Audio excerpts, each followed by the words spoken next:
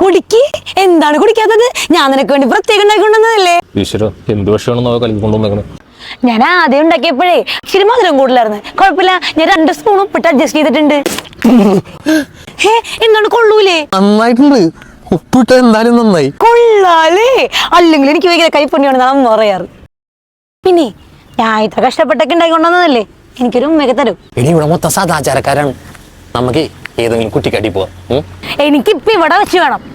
അതൊക്കെ നീ എനിക്ക് തന്നില്ലെങ്കിലുണ്ടല്ലോ, ഈ ലസ്സിക്ക് പകരം ഞാൻ അടുത്ത വിഷം ഒരിക്കലും തരാൻ പോണത്. അതിപ്പോ രണ്ടും ഒന്ന് തന്നെയല്ലേ. എന്തെങ്കിലും ആട്ടെ, ഇങ്ങടുത്ത് വാ. എടാ പിള്ളേരെ, ഈ സ്ഥലം അത്ര നല്ലതല്ലേ? ഏറ്റുവയ്ക്ക് നീ പറയണത് ഇതേ ഞങ്ങളുടെ ഏരിയ, ഞങ്ങളുടെ ഏരിയ. എന്റെ മാമനാരെന്നറിയോ? അറിയോ? DYSP. ദൈവമേ, ഇത് തന്നെ അവസരം. ഈ ചേച്ചിയുടെ മുമ്പിൽ മാസ ഡയലോഗ് പറഞ്ഞ് ഇവളുടെ മുമ്പിൽ ആളാവാ.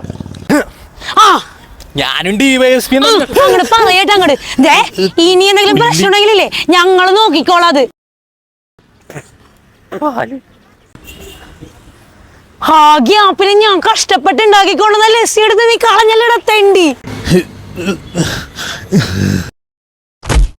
ഇനി എനിക്ക് പിടിച്ചേക്കാൻ പറ്റൂല. ധീരന് മരണം.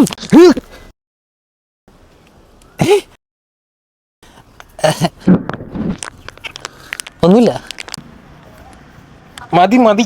ഇനി എന്ത് പ്രശ്നം ഉണ്ടെങ്കിലും ഉണ്ടല്ലോ, നമ്മൾ ഇതുപോലെ ധൈര്യമായിട്ട് നിൽക്കണം. ഓക്കേ? എന്താടാ പന്തി, നിന്നോടൊക്കെ ഇവിടെ നിന്ന് എഴുന്നേറ്റ് പോകാൻ പറഞ്ഞല്ലേ? ഇയാള് എടീത് മറ്റേ കൊലപാതക കേസിൽ പ്രതിയാണ്. എവിടെ എന്ത് പ്രശ്നം ഉണ്ടെങ്കിലും കുഴപ്പമില്ല, മാമൻ നോക്കിക്കോളും. ആണാ? മച്ചാനെ, മച്ചാൻ വിട്ടോ. ഈ ഇരിക്കണ പെങ്കൊച്ചാരാന്നറിയോ? ഇവിടെ റേഞ്ച് എന്താണെന്നറിയാമോ? ഈ കണ്ണ് കാണാത്ത കൊച്ചിനെ കൊണ്ട് നിനക്ക് എന്താ അവിടെ പരിപാടി? അന്തേ എന്തേട്ടാ പ്രശ്നം? ഞാൻ അപ്പോഴേ പറഞ്ഞല്ലേ ഇവിടെ എങ്ങും നിക്കണ്ടാന്ന്. അയ്യോ, ഇപ്പൊ ഇവിടെ എന്താ സംഭവിച്ചേ? എനിക്ക് ഗജനിയിലുള്ള പോലെ ഷോർട്ട് ടൈം മെമ്മറി ലോസ് ഉള്ളതാ.